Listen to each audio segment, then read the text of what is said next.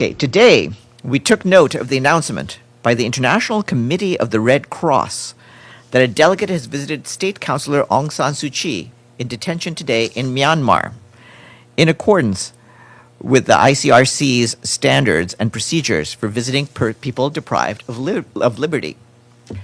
Previously, the special envoy of the Secretary General on Myanmar, Ms. Julie Bishop, has called for independent, verifiable reports on State Councilor Aung San Suu Kyi's circumstances, including during her May visit to Myanmar. We welcome this development and reiterate our call for the swift and unconditional release of all those arbitrarily detained as a fundamental step towards conditions conducive to a credible and transparent political process. The UN has consistently stressed that a viable political solution must be founded on an immediate cessation of violence and a genuine commitment to inclusive dialogue. The Secretary General has stressed the importance of continued dialogue between all relevant Myanmar stakeholders and his special envoy on how the United Nations and its partners, in particular ASEAN, can help support efforts towards a peaceful solution in the interests of the people of Myanmar, as called for by the Security Council and the General Assembly. The UN interim force in Lebanon continues to observe daily Israeli violations of Lebanese airspace. Between Thursday and Sunday, peacekeepers recorded 125 air violations, with a combined total overflight time exceeding 418 hours. Surveillance and armed drones were observed near or above UNIFIL positions in both sectors. Peacekeepers also report extensive military activity on the ground in South Lebanon, including significant engineering works and active troop movements. Over the weekend, peacekeepers reported multiple Israel Defense Force artillery firing events across both sectors, as well as in areas north of the Litani River.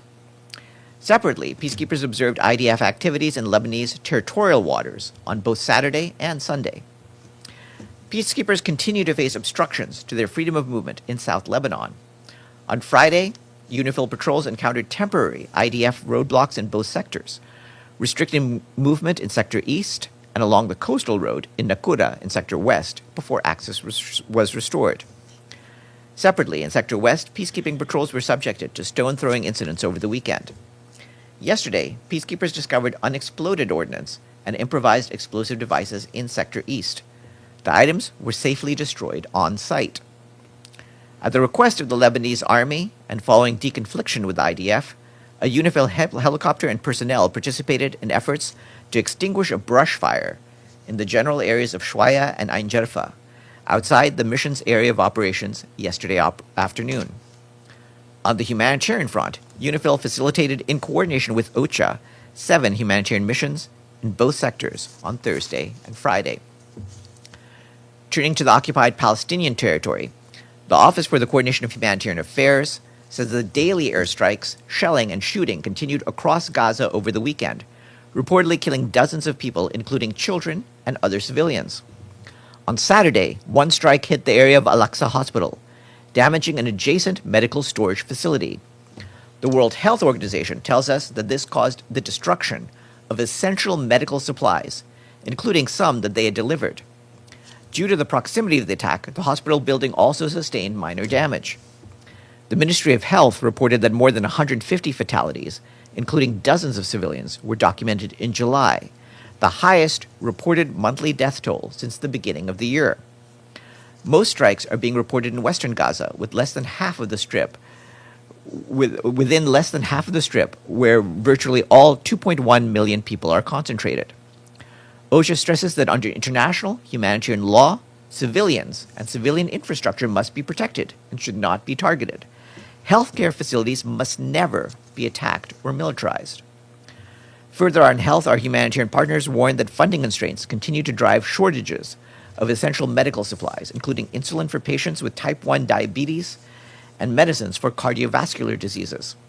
Stocks of basic critical diagnostic and monitoring equipment, such as glucometers, blood glucose test strips, blood pressure monitors, and monofilaments, are also low, affecting the quality of screening, follow-up, and disease management services. Hemodialysis services are short on key supplies, particularly vascular access supplies, while scarce quantities of cardiac catheterization materials are affecting cardiac services. squeezing treatments to a small number of priority cases. More supplies required to prevent and control infections are pending Israeli approval to bring into Gaza. Alcohol-based disinfectants, which are essential for hand hygiene and routine infection prevention, are largely unavailable. Turning to Ukraine, the humanitarian coordinator in the country ad interim, Auke Lutzma, today warned of escalating risks to civilians as attacks on urban areas intensify. Our colleagues from the Office for the Coordination of Humanitarian Affairs tell us that over the weekend, large-scale attacks on urban centers and frontline regions killed and injured many civilians and caused widespread damage to civilian infrastructure. In the capital, Kiev, an attack on August 1st killed at least 9 people and injured more than 30 others. The regions of Kherson, Zaporizhia, Dnipro, Donetsk, Mykolaiv, Odessa, and Sumy were also heavily impacted. This is according to what authorities are telling our colleagues on the ground. Humanitarian facilities were also not spared. An attack on July 31st in the city of Pavlorad in the Dnipro region struck a warehouse and facilities belonging to the national NGO Mission Proliska. Emergency shelter materials, clothing, and other humanitarian supplies were destroyed, including relief items supported by the UN Refugee Agency and the Ukraine Humanitarian Fund. In July alone, 4 humanitarian warehouses were hit across the country. UN agencies and partners, along with local authorities and first responders, provided emergency shelter materials, psychosocial support, and cash assistance. This past week, the Office of the Personal Envoy of the Secretary General for Sudan, together with its partners in the Quintet, the African Union, the Intergovernmental Authority on Development, the League of Arab States, and the European Union, continued its consultations with Sudanese political stakeholders in support of an inclusive, Sudanese-led, and Sudanese-owned political process. Building on the exploratory consultations held in Addis Ababa in June, the Quintet engaged Sudanese civilian political leaders in recent days. They continued discussing proposals and perspectives on how to advance the political process, including through the establishment of confidence building. Pekka Haavisto, the personal envoy of the Secretary General for Sudan, continues to engage all parties and has urged them to make concrete commitments to de-escalation and to engage in genuine dialogue towards a cessation of hostilities. Mr. Haavisto spoke yesterday with Sudan's Minister of Foreign Affairs, Muhyiddin Salan, to discuss recent developments in Sudan and preparations for the personal envoy's upcoming visit to Khartoum. They discussed, among others, efforts to facilitate the holding of Sudanese national examinations for Sudanese students in Chad, building on the personal envoy's recent visit to the country. Personal envoy Haavisto also continues to engage with General Hemeti to discuss practical measures to de-escalate the conflict. Mr. Haavisto is traveling to Turkey this week, where he will meet with Turkish authorities as well as with Sudanese stakeholders in the country there, including youth and women representatives. Meanwhile, our colleagues from the Office for the Coordination of Humanitarian Affairs are alarmed by the deadly risks that drones are posing to civilians in Sudan. The UN Human Rights Office tells us that yesterday, a drone strike in North Darfur caused dozens of casualties. Our colleagues also note that renewed drone attacks in recent days in El Obeid in North Kordofan have put civilians, critical infrastructure, and humanitarian operations at risk. The Undersecretary General for Humanitarian Affairs, Tom Fletcher, stressed that humanitarians are scaling up efforts to reach the families hit by the conflict in North Kordofan and will seize every opening to expand life-saving aid in and around El Obeid. He called on the parties to de-escalate, protect civilians, and ensure humanitarian access. We urge donors to increase their support for the humanitarian response. This year's appeal for Sudan is just over 40% funded, with about $1.2 billion received against the nearly $2.9 billion required. From the Democratic Republic of the Congo, our colleagues at OCHA tell us that fighting in the highlands of the province of South Kivu continues to drive people from their homes and disrupt their access to essential services. According to our humanitarian partners, clashes in the towns of Uvira, Fizi, and Mwenga have displaced more than 48,000 people since mid-July. Civilian casualties and damage to critical infrastructure were also reported. OCHA notes that insecurity, road closures, damaged infrastructure, and disruptions to telecommunications are hampering humanitarian access, medical evacuations, and the delivery of aid. Access to healthcare has been particularly impacted, with damage to health facilities and the departure of medical personnel, limiting the availability of medical care in affected areas. These developments come as efforts to contain the Ebola outbreak continue in the province.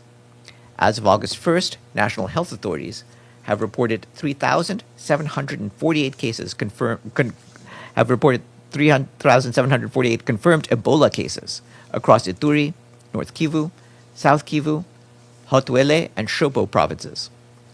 We reiterate our calls on all parties to protect civilians, facilitate safe and sustained humanitarian access, and restore telecommunications, which remain critical for civilian protection, public health efforts, and humanitarian operations. Also on Ebola, in Rwanda, we, along with our humanitarian partners, continue to support government-led efforts to strengthen preparedness against the virus. Our humanitarian colleagues tell us that more than 100 personnel have been deployed to key land border crossings and airports. At points of entry, including the Rubavu and Kagitumba crossings, as well as in high-risk districts, we and our partners are helping to improve hand-washing facilities, access to safe water, sanitation systems, and wastewater management. We and our partners are also supporting training at 11 health centers in the locality of Middleeast, near the border with the Democratic Republic of the Congo. Nearly 400 frontline personnel are receiving training in early detection, triage, infection prevention and control, waste management, safe and dignified burials, and public health messaging. Starting today until September 13th, the World Health Organization is running a global competition that calls on students and young professionals to develop videos that highlight the importance of influenza and/or COVID-19 prevention and control. The videos are encouraged to be innovative, address misinformation and myths, and encourage their community to protect themselves from seasonal influenza and COVID-19. The winning videos will be featured by WHO on the competition webpage. You can find more information on the WHO website. And I just want to flag that the World Breastfeeding Week started on Saturday and will continue until Friday. This year's theme, Breastfeeding for a Sustainable Start in Life, Strengthen What Works, calls on governments, health systems, and communities to continue to invest in interventions that have been proven to enhance breastfeeding outcomes. And we have a quiz today, which of course means money.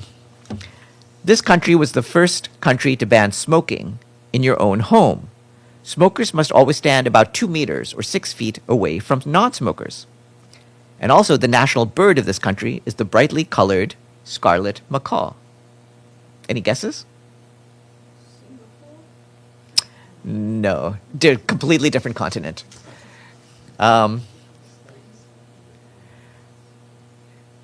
If you give up, the answer is, in fact, Honduras.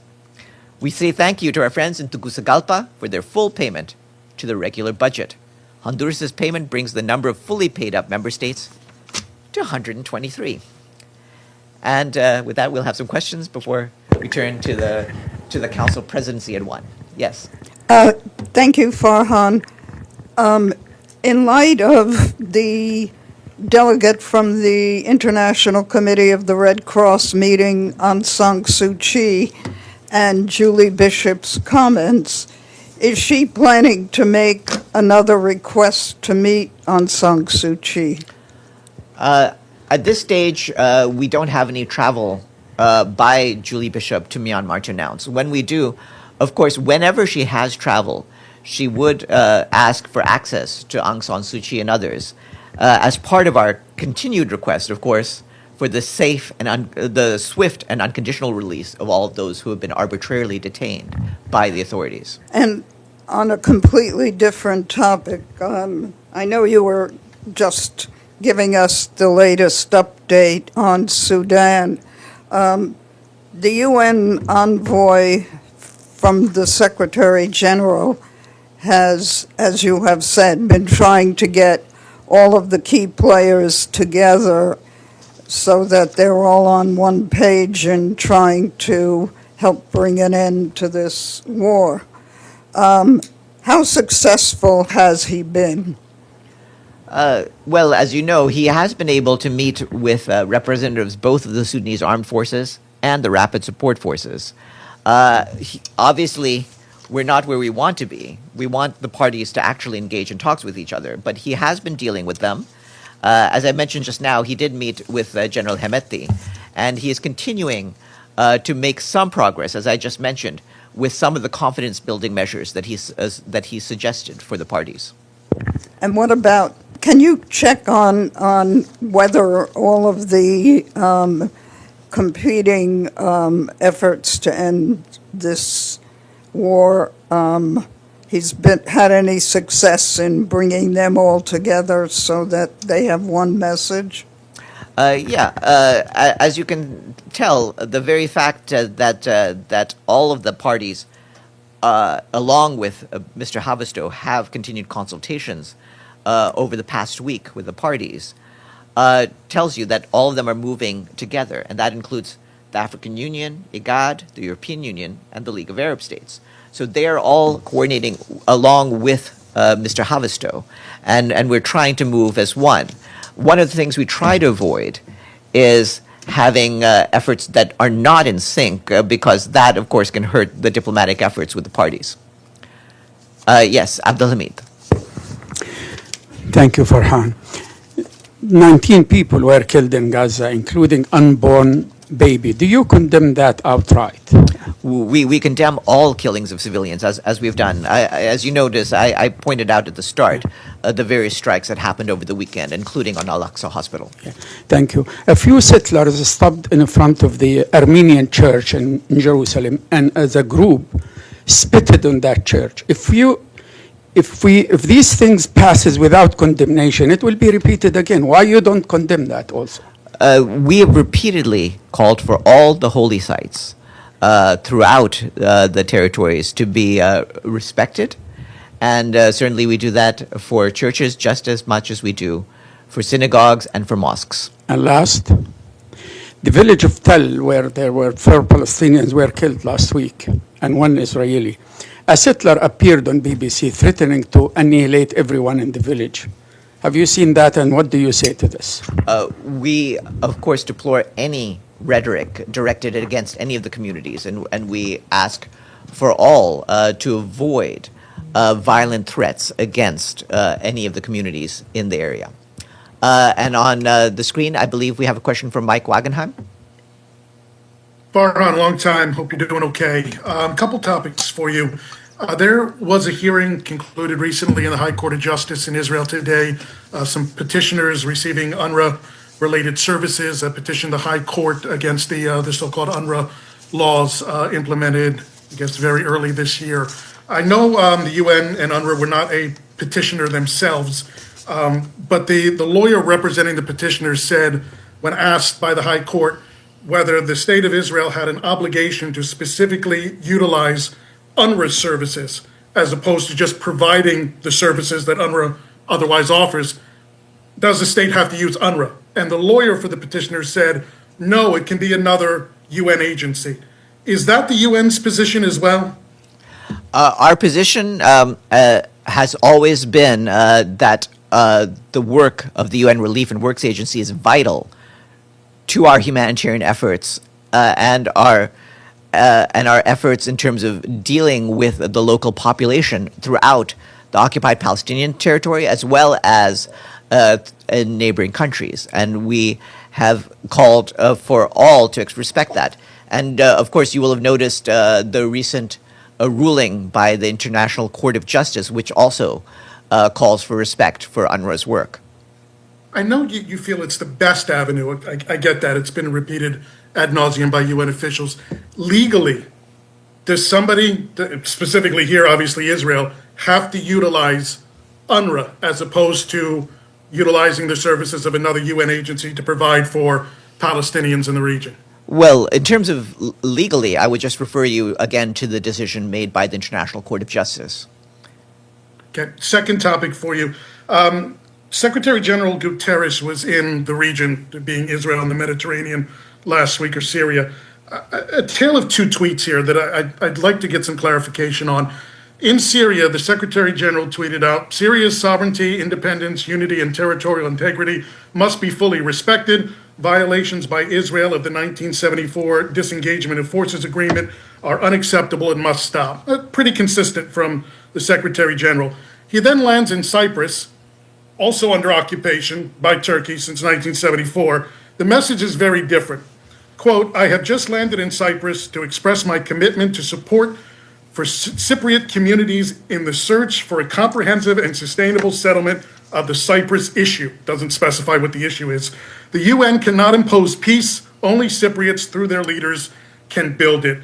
Can you explain how he takes two regions that the UN says are occupied, one in which the occupier has to get the heck out of there, and the other one in which the occupier is not even mentioned at all, and just a hope that the two communities can kind of dance around the campfire?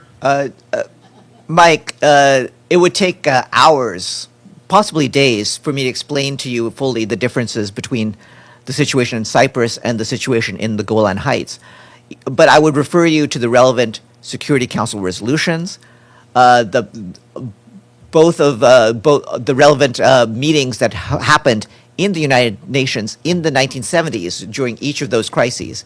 I'm aware. Each one has its own dynamic, and the Secretary General's positions that he articulated are consistent with the policies that the UN has had basically for the past 50 years in each of those cases. Can't mention Turkey, though? Turkey's off limits? The Secretary General has frequently mentioned all of the various parties involved in Cyprus. He does that when it's helpful to do those, but in this case, he was visiting Cyprus in an effort, again, to move forwards with the efforts with both the Greek Cypriot community and the Turkish Cypriot community. Evelyn? Thank you, Farhan. Thanks. Evelyn? Thank you. On Myanmar, can Julie Bishop get anywhere without getting help from neighboring countries? And has the SG intervened there? The Secretary General and his personal envoy, Julie Bishop, have worked with neighboring countries and specifically with the Association of Southeast Asian Nations, ASEAN, and we'll continue to work with them in terms of our efforts to make progress on Myanmar. Are they doing anything, the ASEAN? Yes, I mean, I would refer you to their recent meetings concerning the question of Myanmar, but certainly we hope that we can build on what happened today with the meeting with the ICRC. And secondly,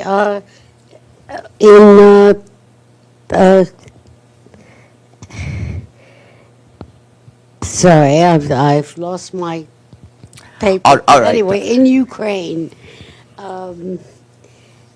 you didn't say who did the damage. Was it the Russians? And if it was, why wasn't it mentioned?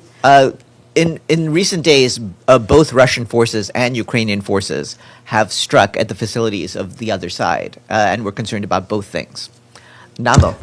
Thank you, Farhan. One question.